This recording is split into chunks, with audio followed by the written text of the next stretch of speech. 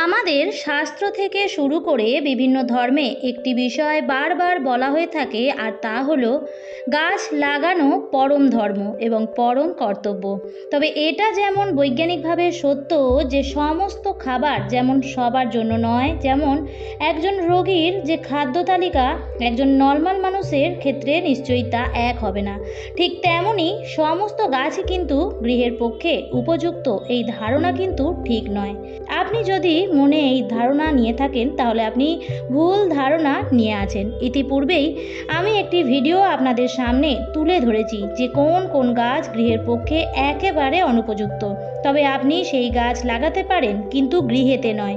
গৃহের বাইরে রাস্তার ধারে অবশ্যই আপনি এই সমস্ত গাছগুলো লাগাতে পারেন, কিন্তু গৃহের পক্ষে অনুপযুক্ত যে সমস্ত গাছ সেই সংক্রান্ত একটি ভিডিও অলরেডি আমার চ্যানেলে আপলোড করে দেওয়া আছে, যদি প্রয়োজন বোধ করেন দেখে নিতে পারেন। বর্তমান যুগে অনেক সময় দেখা যায় বাড়ির অভ্যন্তরে কোনোরূপ কোনো জায়গা নেই গাছ লাগানোর ক্ষেত্রে। তখন সেক্ষেত্রে কি করবেন? বিশেষ করে শহরাঞ্চলে যারা থাকেন, যারা ফ্ল্যাট বাড়িতে থাকেন, তাদের ক্ষেত্রে এই সমস্যা প্রায়ই দেখা যায়। তাই আজকের এই ভিডিওর মাধ্যমে আপনাদের সামনে আলোচনা করব যে গৃহের একবারে অভ্যন্তরে অর্থাৎ ঘরের ভেতর কোন কোন গাছ লাগালে গৃহের ক্ষেত্রে অত্যন্ত শুভ ফল প্রদান করে থাকে, এবং একই সঙ্গে বৈজ্ঞানিক মতে এই গাছগুলি একদিকে যেমন ঘর ঠান্ডা রাখে, ঠিক তেমনই ঘরের ক্ষতিকারক গ্যাস ও দূষিত পদার্থের হাত থেকে আমাদের রক্ষা করে। চলুন এই বিষয়ে বিস্তারিত আলোচনা করা যাক। তবে আপনি যদি এই চ্যানেলের নতুন হয়ে থাকেন তাহলে পরবর্তী সময়ে এই চ্যানেলের ভিডিও পেতে চ্যানেলটিকে সাবস্ক্রাইব করে রাখবেন। আর যদি এই ভিডিওতে আপনি সমৃদ্ধ হয়ে থাকেন তাহলে অনুগ্রহ করে ভিডিওটি লাইক করবেন এবং পারলে শেয়ার করবেন। চলুন বন্ধুরা, এবার বিস্তারিত আলোচনায় প্রবেশ করা যাক। নমস্কার বন্ধুরা, ভক্তিমূলক কথা চ্যানেলে জানাই আপনাদের সকলকে স্বাগত।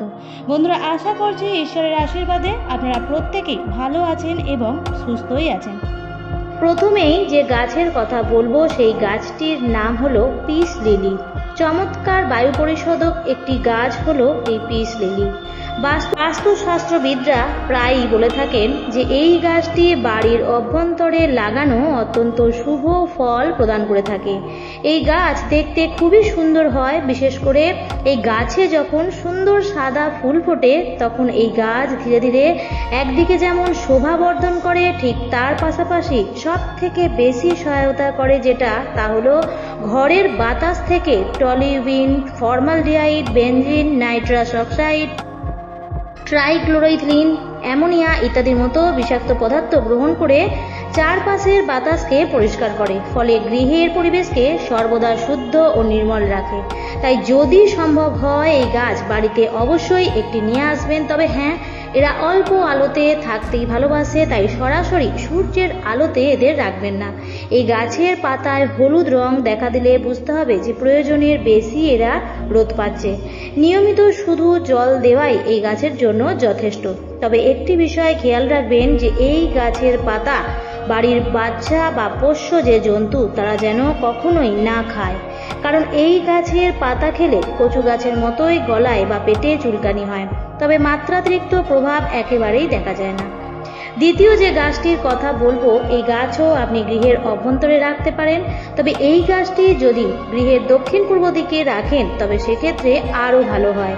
এই গাছটির নাম হলো স্পাইডার প্ল্যান্ট। দুপাশ সাদা, মাঝখানে সবুজ, পাতাবহুল ঘাসের মতো দেখতে একটি সুন্দর গাছ, তাতে ফুটবে ছোট ছোট সাদা ফুলও। চমৎকার এই গাছটিকে সরাসরি সূর্যের আলো থেকে তুলে রাখতে হয়। খুব বেশি পরিচর্যার একেবারেই প্রয়োজন পড়ে না। গোড়ার মাটি শুকিয়ে গেলে তারপরেই জল দিতে হয়।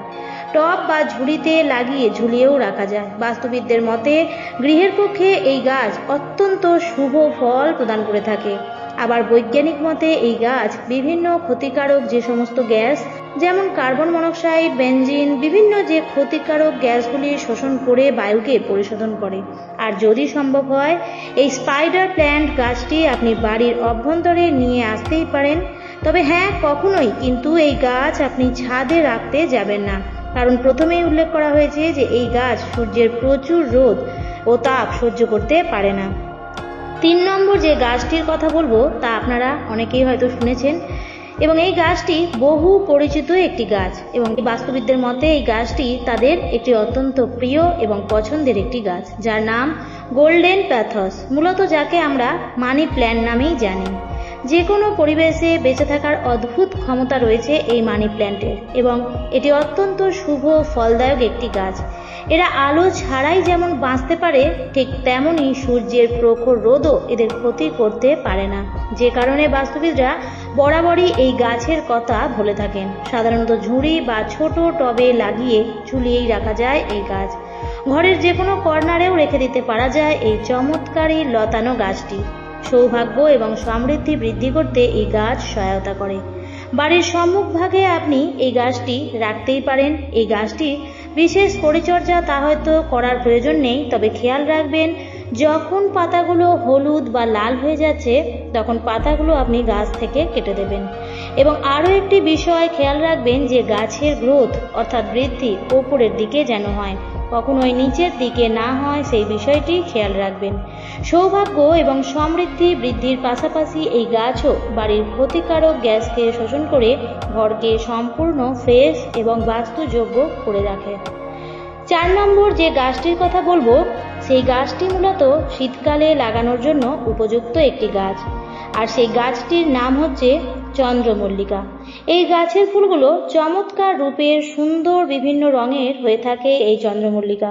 তবে গৃহের সৌন্দর্য ও বর্ধনের পাশাপাশি আরও একটি মুখ্য ভূমিকা গ্রহণ করে এই চন্দ্রমল্লিকা গাছ, আর তা হলো গাছটি রাতের বেলায় ক্ষতিকারক কার্বন মনোক্সাইড এবং কার্বন ডাই অক্সাইডের মতো গ্যাস শোষণ করে নেয় এবং অক্সিজেন প্রদান করে থাকে। তবে চন্দ্রমল্লিকা গাছের যত্নের ব্যাপারে একটু বেশি সচেতন থাকতে হবে আপনাকে, কারণ এর জল নিকাশন ব্যবস্থা ভালো থাকতেই হবে, সঙ্গে পর্যাপ্ত আলো পাওয়ার ব্যবস্থাও করতে হবে। তবে এমন জায়গায় রাখবেন না যেখানে সারা দিন সূর্যের আলো পড়ে না। এই গাছটিকে আপনি বারান্দা, ব্যালকনি যে কোনো স্থানেই রাখতে পারেন। এরপর 5 নম্বর যে গাছটির কথা বলবো তা গ্রামের অঞ্চলে আমরা প্রায়ই দেখতে পাই। সেই গাছটির নাম হলো নয়নতারা গাছ। গৃহের দক্ষিণ দিকে জানালার পাশে ছায়াযুক্ত এমন জায়গায় এই গাছটি রাখলে গৃহের পক্ষে অত্যন্ত শুভ ফল প্রদান করে থাকেন। গাছটি যে শুধুমাত্র গৃহের শোভা বর্ধন করে শুধু তাই নয়, এই গাছ ডায়াবেটিস, ক্যান্সারের মতো ওষুধ বানানোর ক্ষেত্রেও বিশেষভাবে ভূমিকা গ্রহণ করে। তবে গাছটি লাগানোর ক্ষেত্রে একটি বিষয়ে সতর্কতা থাকতে হবে, তা হলো ভালো জল নিকাশনের ব্যবস্থা রাখতে হবে।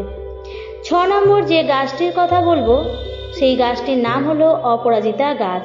বাস্তুশাস্ত্র থেকে শুরু করে হিন্দু শাস্ত্র এবং বৈজ্ঞানিক মতে এবং জ্যোতিষী মতেও এই গাছ অত্যন্ত উপকারী একটি গাছ। শুধুমাত্র গৃহের শোভা বর্ধন করে তাই কিন্তু নয়, বিভিন্ন পূজা অর্চনা, টোটকা, উপায় এই সব ক্ষেত্রেই কিন্তু এই গাছের মূল, পাতা ও ফুল সব কিছুই বিশেষভাবে ভূমিকা গ্রহণ করে থাকে। এমনকি এই গাছের শিকড় অনেক মানুষই ধারণ করে থাকে। তবে এই গাছ যদি বাড়িতে লাগান তবে চেষ্টা করবেন বাড়ির উত্তর পূর্ব দিকে গাছটি লাগাতে। যদি সম্ভব না হয় তাহলে বাড়ির অন্যত্রও আপনি এই গাছটি লাগাতে পারেন।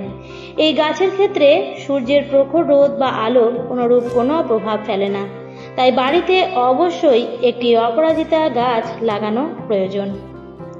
এই প্রত্যেকটি গাছই লাগানোর জন্যে খুব একটা বড় জায়গা বা খুব বেশি মাটির প্রয়োজন পড়ে না। অল্প জায়গার মধ্যে এবং অল্প মাটিতেই এই গাছগুলি খুব সুন্দরভাবে গজিয়ে ওঠে, আর এই গাছগুলি ঘরের নেতিবাচক শক্তিকেও দূরে সরিয়ে রাখতে সক্ষম হয় এবং সুখ, শান্তি ও সৌভাগ্য বৃদ্ধি করতে সহায়তা করে। আমার আজকের ভিডিওটি এই পর্যন্তই। ভিডিওটি দেখে যদি ভালো লাগে তাহলে অবশ্যই চ্যানেলটিকে সাবস্ক্রাইব করে আমার সাথে থাকবেন, আর ভিডিওটি থেকে কিছুটা হলেও যদি উপকৃত হয়ে থাকেন তাহলে অবশ্যই ভিডিওটিতে লাইক করে ভিডিওটিকে শেয়ার করে দেবেন, যাতে সবাই এই ভিডিওটি পেয়ে উপকৃত হতে পারে। দেখা হবে পরবর্তী নতুন কোনো ভিডিওতে। ভালো থাকবেন, সুস্থ থাকবেন। ধন্যবাদ।